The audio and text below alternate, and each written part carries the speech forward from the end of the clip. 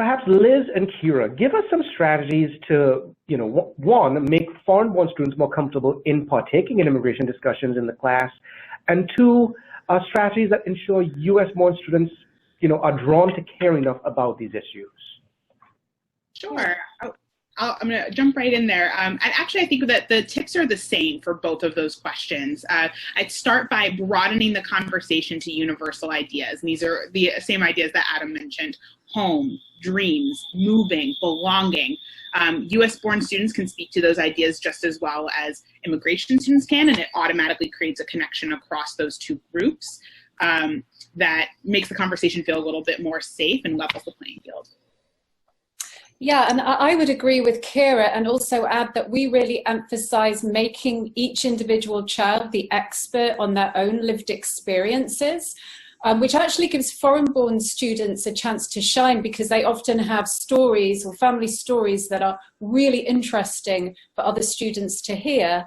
And then one of our strategies is to really emphasize that migration isn't just something that happens to other people. So we devise activities like taking a walk in your neighborhood to look at borders and boundaries that all kids can relate to in the way there that you were suggesting. I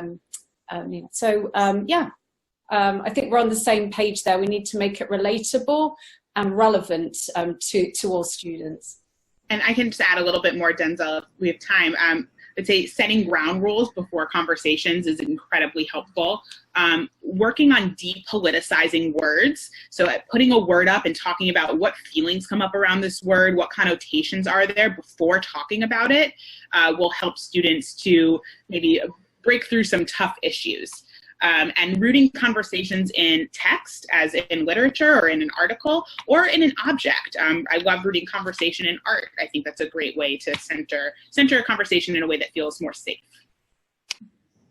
And it's interesting you should bring that up, that one of the things we hope to do in this online workshop is to give educators the tools to normalize immigration in the classroom. That it's such a loaded, controversial word, and yet, I spoke to fifth graders in Brookline, Massachusetts, and we asked, how many of you have ever moved?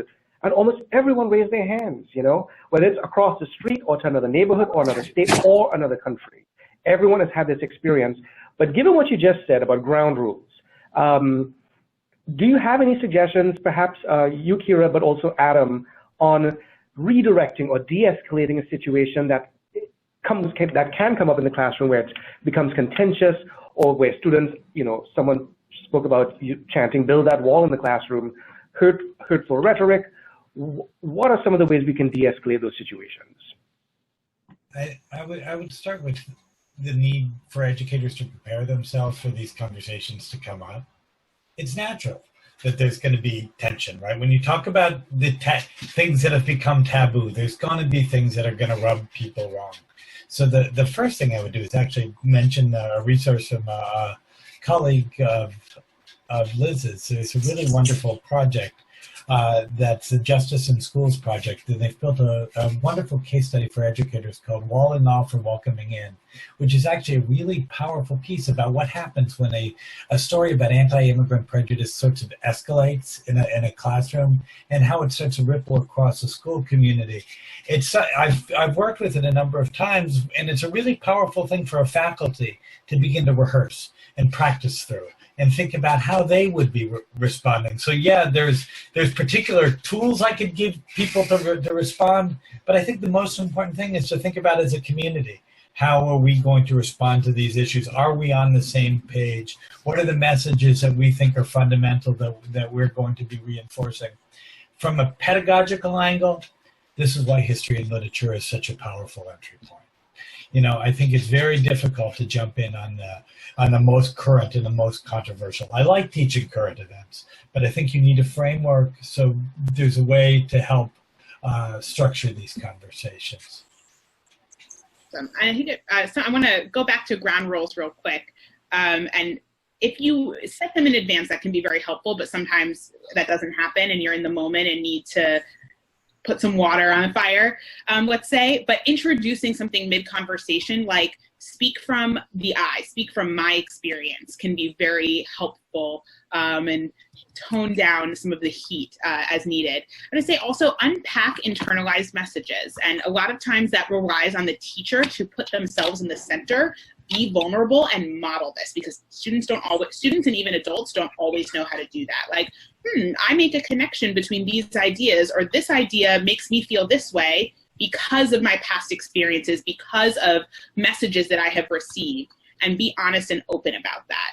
I also advocate for taking a break sometimes. If a conversation gets heated, it's okay to press pause and say, all right, we just heard something that I could see resonated with everybody. Let's pause for a second, pull out a Post-it note, pull out your journal, pull out a piece of paper, and write or draw what you're thinking and feeling. That gives the teacher a chance to check in with an individual student if needed, or just take a minute for themselves to think, all right, where do I go from here? And then in the interest, like Adam said, of preparing, think about what comes up in your context. If there are a lot of incidents of students chanting, build the wall, practice how you would respond to that in a way that centers the teacher and not the student. So it's not so-and-so might be hurt by you saying that because of X, Y, and Z, but that hurts me because I believe that every single student here should feel welcome, and that doesn't make everybody feel welcome. Or I believe that that every human being deserves to be valued, and center the teacher in the why you are pushing back on a particular argument. So given how complex this is, Adam and Liz, you know that the leap from empathy to courage is not an insignificant one. And ultimately what we want to build is courageous students who can, Adam, Theo, I think, spoke about it yesterday, that, all of these, the students who are bullied, the students who are being bullied, the students who are doing the bullying, all of these people are our next generation. We want to build courage and build that capacity in all our students. So what are some of the ways, or what are some of the tools? What should educators do to build more courage when it comes to immigrants and refugees? Okay, I'll go. So I just wanted to start a bit by examining those words, and bearing in mind that I and my colleagues run an online program where we're not dealing with those very potentially incendiary in the class moments so directly. But we really guard against empathy turning into pity, and kind of finding that balance between finding a human connection and feeling that somehow migrants who are having challenging experiences are somehow different or other to the kids who are participating in the program. We have a mixture of students, migrants and non-migrants participate. And so really we put an emphasis on being open, being kind of humble, trying to be curious, because the climate that we're living at in the US today, sometimes just showing an interest, reaching out to somebody is an act of courage. And so we very broadly interpret what it means to be courageous on our program. We're really trying to instill a kind of an openness and curiosity to find out about the world that we hope translates to kind of a more meaningful, open and humble kind of experience of being in the world. So there are two pieces that I want to pick up on, Denzil. That one is this idea of courageous, but I think you're also talking of courage. But I also think you're just talking about the climate in which, yeah, we can be curious, as Liz is saying, and start to get to know one another. So there's a wonderful book that Gordon Allport wrote in 1954 that's really important, and people seem to have forgotten it. It's called The Nature of Prejudice. And he outlines this idea of contact hypothesis. And contact hypothesis talks about the conditions under which when people are brought together, it seems to reduce prejudice, reduces tension. And it's really important for educators to step back and think about it. Liz, you're going to have to help me as I always forget one of the points. But point number one is that you need to bring people together with an equal status. In other words, they're all equally valued as participants in this arena. Number two is you create opportunities for people to work together. Number three, you create an opportunity not just to work together, but you're creating people to work together with a common sense of purpose. And number four is that you're doing it in a way that is very clearly sanctioned by the adults, the leadership, of the community. That may seem very simple, but I can think of very few schools that I've ever been with that all four of those points are adhered to. So that's number one. And then the second point is a little bit shorter, but we don't do enough of modeling of real stories of people who are building bridges. We don't teach these stories very well. We teach them as hero moments. Carrie James is a colleague of Liz's. Carrie's been doing a lot of work, and I worked with her on some of this, is to think about how do we really break down these stories of civic participation to make them very clear, make them real for people. That's why I don't want to just jump into having kids go do this stuff, but actually that's, before you jump in and do stuff, let's actually look and see what other people have done. What can we take away from those stories? What were the choices that people made? How did people respond? What were the consequences of those choices? What were the fault lines? What worked? What didn't work? So that's just a thought. And again, we have a lot of resources on the website to do this, but the big ideas are what really matter here. So put this into action for us. We have educators from across the country, from very diverse urban centers to rural areas that are experiencing brand new populations versus areas that have always had a very diverse population. So some of those things that Adam just talked about, how would they look? Give teachers some ideas, some tips of how they could put those things into action. Given how diverse our audience is here. Liz and Kira, perhaps. Okay, well, I'll speak particularly about our program. I mean, first and foremost, you need a really safe space for these kind of conversations to unfold. And in our case, actually, students don't reveal their true identities. They have pseudonyms, which I think enables them to go deeper into conversations quicker. But crucially, we are actively seeking to put these different kind of profiles that you just outlined there together. We want kids who are living in kind of diverse urban settings to have contact with kids who are maybe living in less diverse areas. We want them generally to be open to the perspectives and life experiences of one another. And as I'd said previously, cast each kid as an expert in their own life. So I think that kind of exposure where young people are having conversations with kids they're not ordinarily going to meet is really, really important.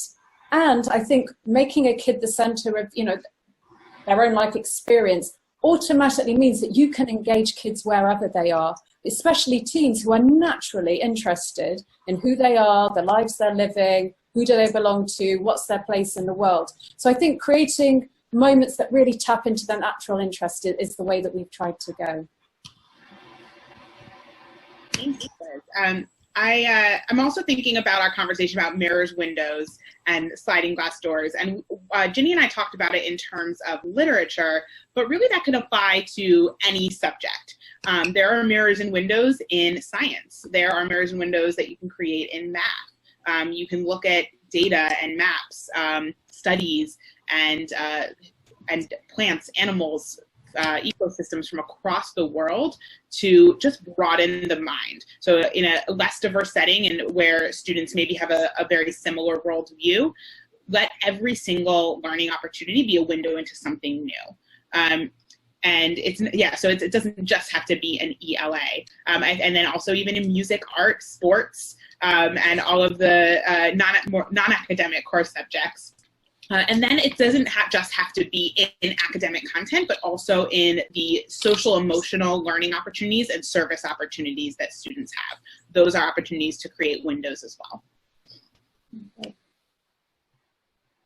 And you just mentioned sports and extracurricular activities. So can we expand on that a little bit? We had someone talk about community conversations. So what would be a good balance between activities that can occur in the classroom and other programs and structures that allow for, basically less structured interactions, such as peer mentorship, sports, other extracurriculars? Any ideas, Adam, Kira, Liz? Yeah, I mean, just as a big picture, we've created, I'm not the biggest checklist guy, but sometimes it's useful to look around the school building and think about what are the messages that we send. So we've created a culturally responsive teaching checklist for people to start to think about how culturally responsive is the space in which we are teaching, right? And part of being culturally responsive, it goes from the books in the library. It goes from the quotes on the wall. It goes from the faculty, right? It's how we teach. But it's also about the opportunities that we create for young people. And so what are the habits that we're building across the school community, and whose voices are valued in the public space? So if something is only happening in one classroom, or if it's only happening in one day of the week, young people understand that this doesn't really matter to the school. They're not dumb, right? This is something for the immigrant kids. It's not really for everybody else, right? So I suggest really walking through the culturally responsive teaching checklist. And then this is also an invitation. We're about working on an assessment to start to have schools do reflection on their own school communities. And if people are interested in being part of some assessment to do that, email me at adam@reimaginingmigration.org, and I can talk about how to help us think about really starting to map this terrain for schools. So something that I think applies to adults working with students in both formal and informal learning opportunities is thinking about your language and the words that you choose and the ideas and people that you talk about, or the events that you talk about in the world. And so part of that starts with some reflective practices of like, what media am I consuming? What images am I seeing about the world? Am I seeing a very limited view? Am I looking at one type of identity, or am I looking at a cross-section of people from different backgrounds, different nationalities, different racial, ethnic identities, people who speak different languages? Because that will be infused naturally into your interactions with young people, and almost without thinking about it. And they're listening and they're absorbing. And then I want to kind of go back to what I said before about windows and doors in different types of settings. Like, you have that opportunity in academic content, but when you're the coach of a team, you are doing team building activities, you're doing leadership development opportunities. And so you have the opportunity to make connections between the lessons they're learning on the context of, say, a soccer team, and how that applies to the way that we treat people in society. And so you're able to infuse that, those values of being welcoming into every single opportunity, whether or not it's a formal learning opportunity. Liz, did you want to add anything to that? Yeah, well, I just add that very early on in our program, a student came up with a wonderful line, which was, "You can't learn about the world from a textbook." And a lot of the work that we do involves getting kids out into their neighborhoods, having conversations with people from a different generation to themselves, taking a walk, slowing down, really looking at what's going on. I really appreciated, Kira, your comment earlier about you can teach anything, really, with a much more open-minded, exploratory, curious stance. And I think weaving that through and taking learning outside of the classroom is just crucial for making this topic seem relevant to kids, important, and something that they want to know about, because kids want to know about what's happening in the world, and they want to grapple with big questions that seem important. So that's my 2 cents I'd add on. Here. So, Kira, you spoke about, what messages we're receiving, the things that we're internalizing, what we hear from our parents, or from social media, from the president of our nation. When it comes to teachers themselves, students can often sense the views or positions of their teachers in what they teach and how they present their education. So do you have any strategies or tips or ideas for self-reflection on teachers, on their role in all of this, the things that they bring with them to the classroom? I mean, last year we looked at implicit bias with you, the ADL. We didn't do that this year, but what should teachers be interrogating in themselves? Great, that's a great question. I think first, audit your social media consumption. And even you can make a checklist, right? Of what voices am I seeing from Are they all from my state? Are they all from my country? Are they all the same racial group as I? Make notes of that. And if it isn't looking as diverse as you think it should, change it up. Same thing with your professional and personal relationships. And that can sometimes be a little bit uncomfortable because we don't always get to choose who is available to us in our social circle. But make note of whether or not you are interacting with people who are very similar and share similar identities to you, or people with diverse identities, because that will come through in the words that you say. And then this connects to everything, but examining your thought patterns. And that is also a challenging thing to do, but there are some internet tools to help. I really recommend the Implicit Association Test, projectimplicit.org. No affiliation, so this is not, this is not an ad. This is just my personal endorsement. Or just do a stream of consciousness exercise on your own. What comes to mind when you see a photograph of the U.S.-Mexican border? What comes to mind when you see a photograph of a rally for the current president? And write those things down, because those come through in the way that you speak to students. And so the more you're able to be introspective and notice your thought patterns, the more you're able to adjust them to send the message that is aligned with your values and not the one that you have been socialized to believe. Liz, do you have some thoughts on this?